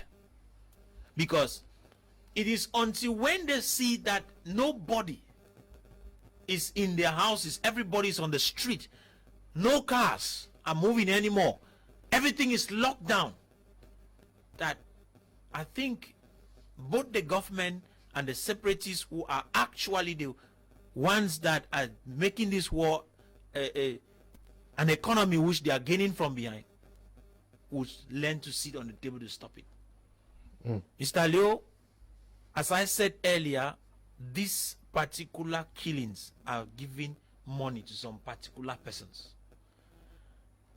And they might not want the war to end, but we need to force them to stop it. Because if we don't stop it, more lives will keep going. Like it happened today in Bali, I was still mentioned. And it's going to keep on happening if it doesn't stop. More children will be lost. Yeah, 3 persons are said to have been killed this morning in Bali. Yes, the women seems to be looking up to God. Have they lost hope in their traditional authorities, in their local political representatives? Have they lost hope in their own children? The traditional authorities that for the past 4 years have done nothing, have not been able to come out with something that will bring concrete results. You cannot continue doing the same thing year in and year out and you expect different results. So that's why the women have decided to take upon themselves that they will solve this problem. I was trying to bring my point the other time. I think maybe if I misplace my words by saying that maybe people were tempted to think that the women were hired. I didn't mean the women were hired. I am one of those who don't believe that people can be manipulated, because I don't see a human being manipulated as easy as it is always said. Cameroonians are very intelligent people, and especially in Kumba, they are wise people. Before somebody takes to the street, it means that the person is really convinced about what is either proposed or what he or she is seeing. So I still stand with these women that I appreciate their effort, and I am calling on them again to continue, because it is not yet enough. It has not yet touched the real points where it should touch. These guys have the mentality that when you go to the street, when you get hungry, you go back home. That's what they said when the lawyers went to the street. That when these lawyers are hungry, when hunger starts touching them, they wear by their robes and go back to court. So that's the mentality they have. So when you go to the street one day like that, 2 days, they just look at you and laugh and say, when you will be hungry, you go back and take care of your children and husband at home. So you must persist. Look at what is happening in Nigeria. It is so unfortunate that I saw a group of Cameroonian artists around the nation who went and were snapping pictures, smiling, having fun with their fans and their friends and their colleagues. I don't know how they were mourning. I am not saying everybody has his or her own way of mourning, but that their mourning was not so convincing to me. But I saw in Nigeria, her artists took the lead. And there's one of these artists that made me so happy. He's called La Legend. Okay. He's a comedian. He came out on the street and said that he is so angry and disappointed in all of us, because he has failed and all of us has failed ever since this war started. Because if all the Francophones, that's what he said, had joined the Anglophones in the beginning of this thing, one soul wouldn't have been lost. One life wouldn't have been lost. But people were using it to mock others, were using it to joke, were masturbating with it and playing politics with it. Look at where we are today. We're doing the right thing at the wrong time. But it is never wrong. I mean, it is never too late. It is better late than never. So time has come for us to reconcile ourselves by putting hands together as one man to fight and see to it that this war comes to an end. Because the war is eating us deep and deep and deep. At times, as Professor Mark Anthony said earlier, that when they talk about killing somebody, if you have not lost a family member, that you send your child to school, expecting that the child come back at 2:30 p.m. And before you know it, they carry a child with blood oozing out of the child, that the child was shot in cold blood. If you are not strong enough, you will go bananas. So I think time has come that these women should persist. They come out in their number everywhere. I am talking about women of women empowerment and whatsoever. The minister should take the lead. Madame Nalova Lyonga and all the other women who are in occupying posts of responsibilities should also take part, because they are mothers of children, except they don't have children. Because if they have children, they know the pain which is that they go through in the labor room. I think time has come, because they come and we will support them in our own way. I will not tell them how I will support, but I will support, because I am sick and tired of this war. It is too much. People cannot continue dying. I will continue playing politics. We condemn with high energy. We condemn with low energy. We condemn. Condemning and killing at the same time. It should stop. We should stop. Look at the convoy that they went to Kumba to say the condolence message of Mr. Bia. How many millions did they use for that mission? Taxpayers' money. Money that will be used in consulting the roadmap from meeting to Kumbu. They will use it to go and console a population. 2 days after, people are killed in Bali. And you tell me that we are serious? If we want this thing to stop, we should end this war. And everything, this nonsense will stop. Thank you, Mr. Leo. That's my take. Okay. That is your take. What lessons should the civil society learn from this? And can they mobilize these women, avoid of any political takeover? Because some politicians may also be strategizing towards whatever intention these women came out with. Mr. Leo, as a Pan-Africanist, opposition parties to me are like popular sites who are aiming around the government, who is the main agency, and everybody is seeking for interest. I've always said that people should never use a political party to go out to protest. Yeah, because there is the civil society. Yes, that I've been calling the groups of people I expect to go out in this march for a resolution and a peace returning back in these two regions. Mr. Liu, I will offer here some very drastic solutions to Cameroonians. You see, this is not the will of God that people should die untimely death. This is not the will of God that innocent children who left homes with hope of coming back and meet their parents ends their life in classroom. God has nothing to do with this. This is our own making. We have invited these demons that are moving in our streets, and it is going to take us to send back these demons to where they belong. Mr. Leo, I know that many Cameroonians, about 95 or 90% of them are Christians. Their Bible says that their weapons of warfare are not carnal. They are mighty through God to pull down very strong and stiff holds.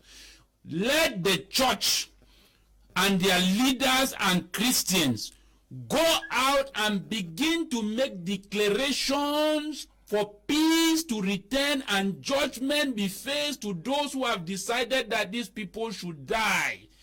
When Moses confronted Pharaoh, and Pharaoh said that the firstborn sons of Israel are going to die, Moses told him, you have declared judgment upon yourself. Yeah, but somebody who is writing from Bomenda Atem says that you should not call the church into it, and that hello Mr. Leo, let me read that message. Emmanuel is writing from Memenda. He says you should not call on the church to come and stop the war. If he does not know the mission of the church, let him find out. The Speaker of the National Assembly some years ago asked churches to preach peace, and the war has not ended. Which is he calling? Why is he calling the church? Mr. Leo, whoever is saying that may be naive and may not understand the role of a church. Okay. The church is the spiritual government of every nation. This problem you are seeing is more of a spiritual problem than a political problem. The problem of Africa today is a spiritual problem. It began first by a spiritual problem, and then it became a political problem, and then it became an economical problem. So what you are finding there, Mr. Leo, if he doesn't know, let him know that the head of his church, who was Christ, was on the street every day protesting for God's kingdom to come. And he was on the street, they also killed him. He was not a religious man. He died, and the name they put on the cross was the King of the Jews. So he was a politician. If they don't know, every kingdom has an army and has a government. So Christ is the head of the church that has a government and has an army. How does he not read the Bible when it tells him that the saints of God and the church of God's people are going to judge the world?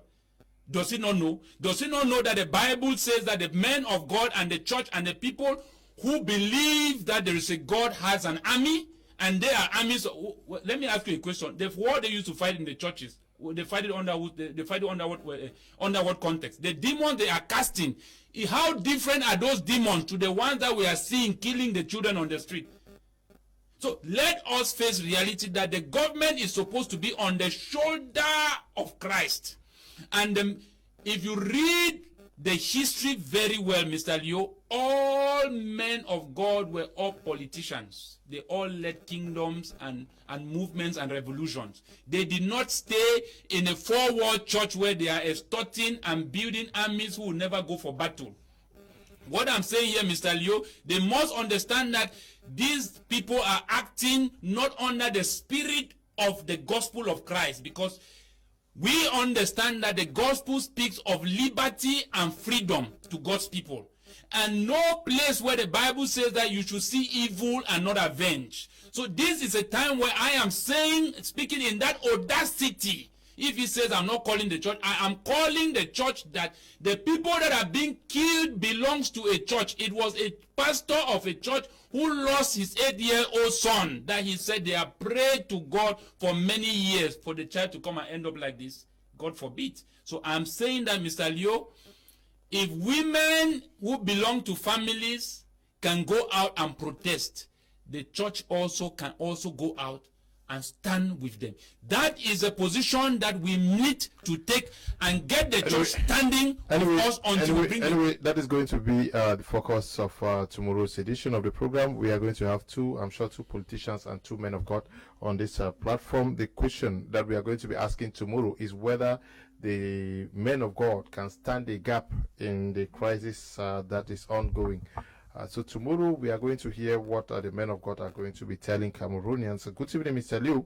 I'm Yashu Mo, writing from Yaoundé. The National Mourning Day commemoration, especially from Kumba, was a clear signal to the international community and Cameroon government in particular that the southern Cameroonians have died a lot and that we are ready for dialogue. Okay. Good evening to you.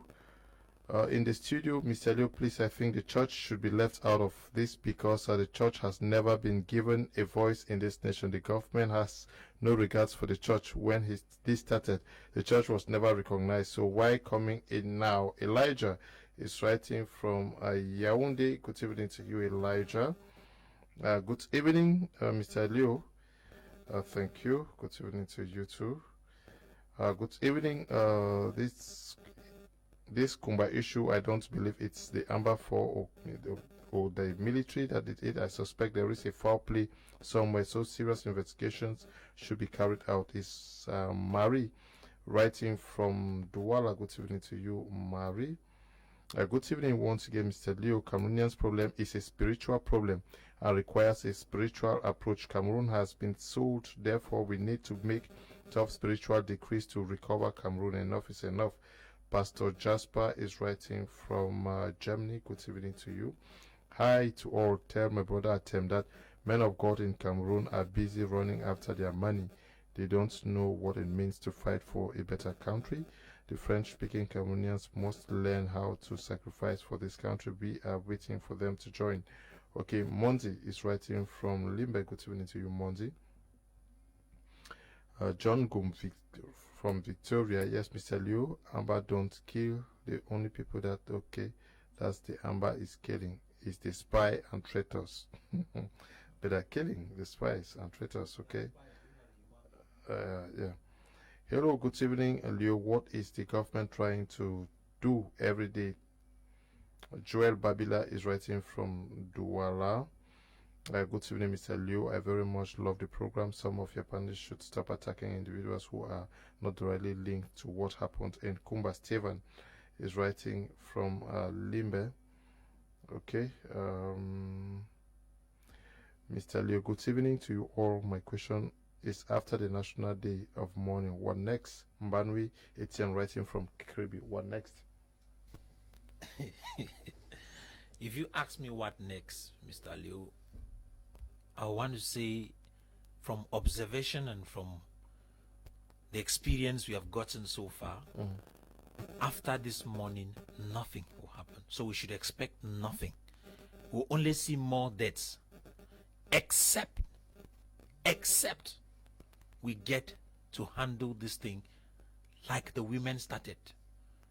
We need to get to a place where we force the hand of both the Amber fighters and the government to choose to end this war. And that will only be if we start also civil disobedience. I remember that the Amber boys set, the Amber team set Monday as a day of ghost town. If Cameroonians choose in their great numbers, I mean from the northwest and southwest, to disobey that day, as well as disobey the other national days that the government expect that things should be functioning well, then that will be a pushing point where they will want to say, okay, we need to listen to these people. What is happening?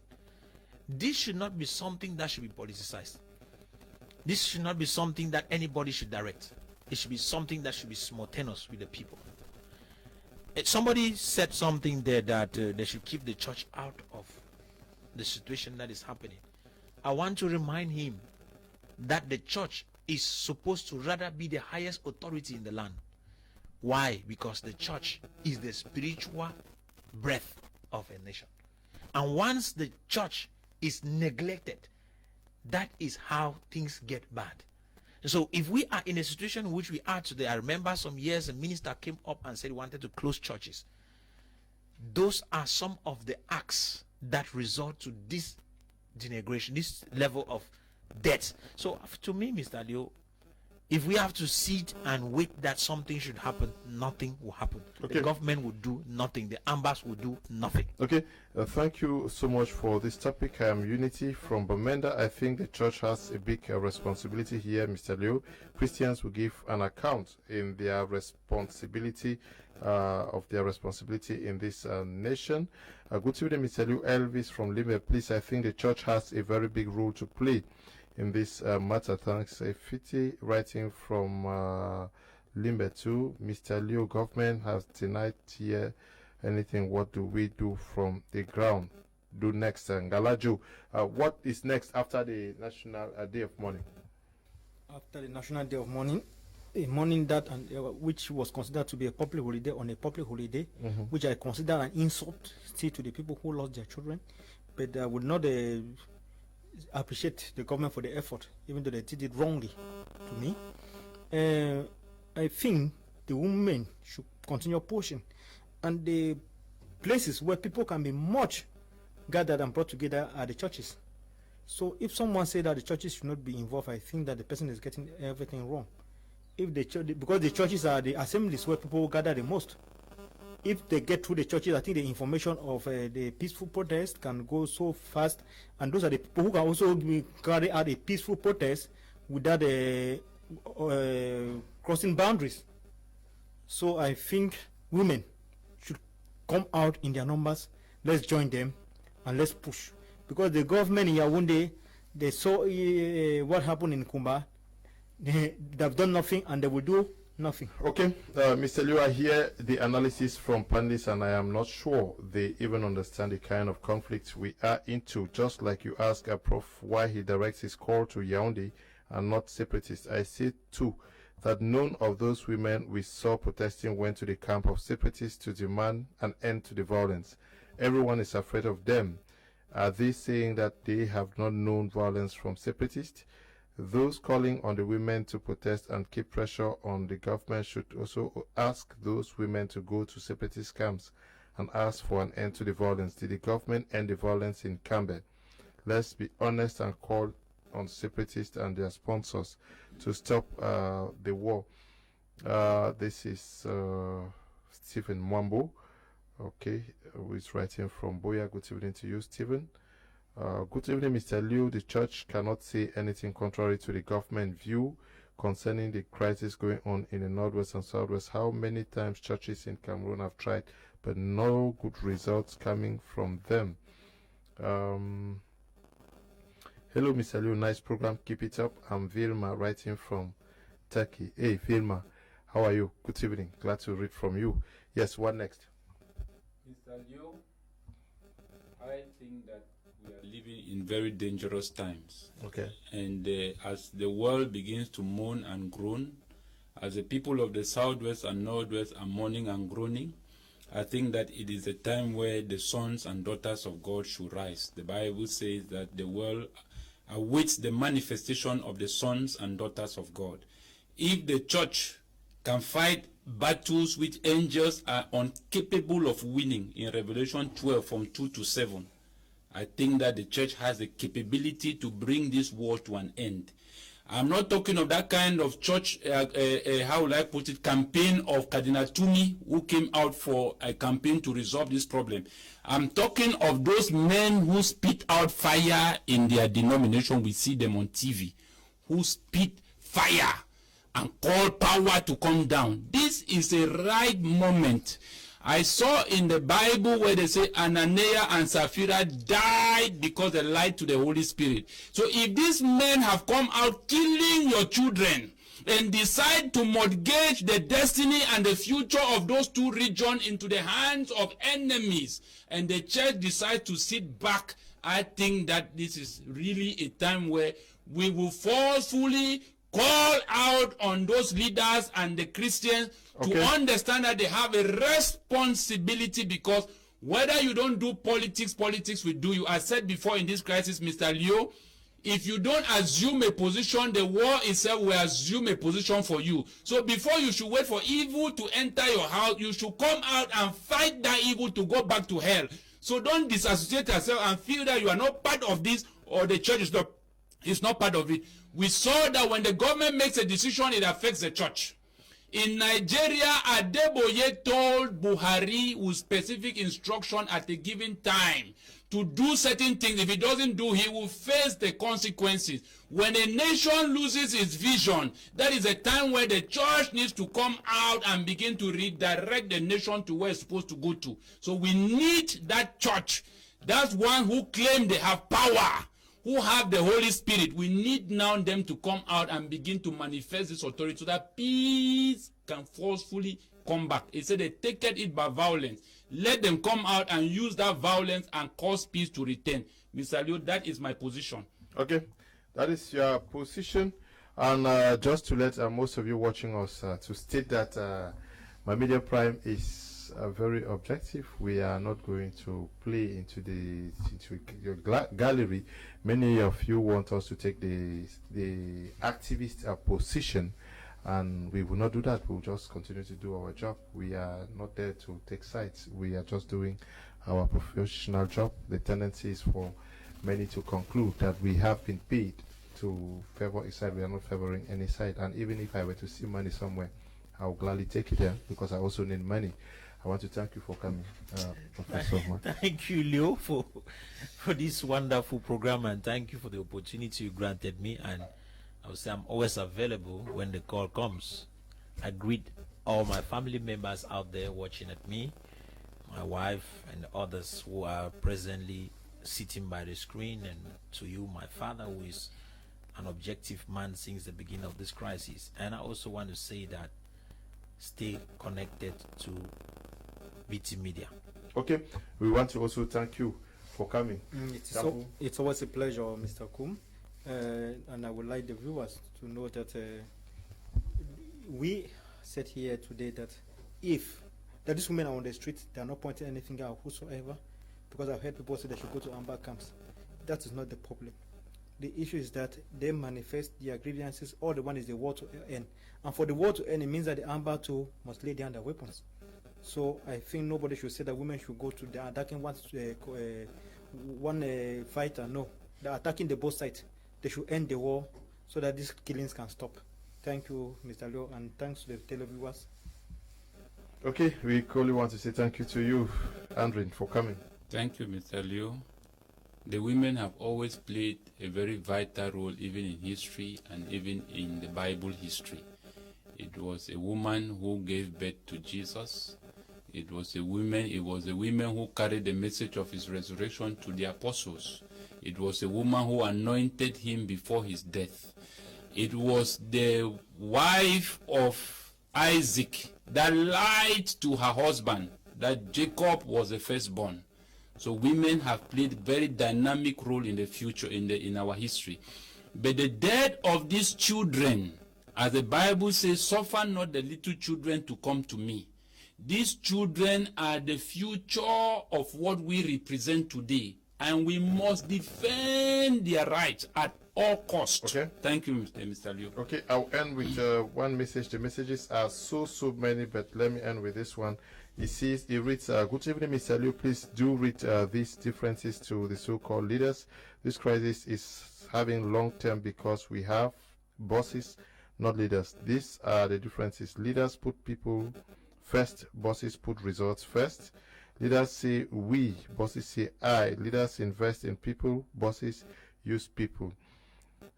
People respect leaders, people fear bosses. Leaders give credit where it's due, bosses only take credit. Leaders see delegation as their best friend, bosses see it as an enemy.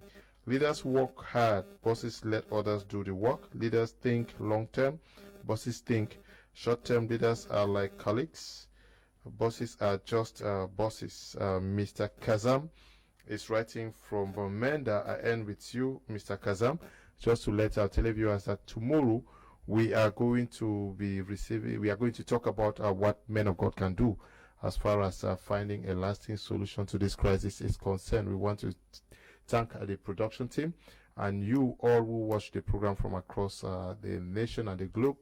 Stay blessed. Bye-bye.